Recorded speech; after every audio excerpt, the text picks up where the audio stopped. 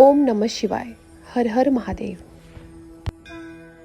श्री शिव महापुराण अध्याय पहिला. श्री शिव महापुराण महिमा. श्री गणेशाय नमः.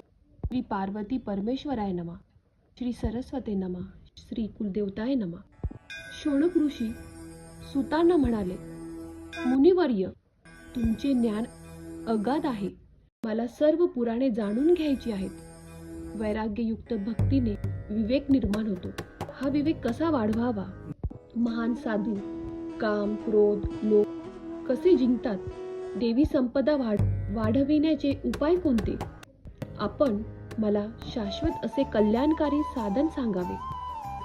कलियुगात अंतःकरण शुद्ध करून शिवस्वरूप प्राप्त कसे करावे?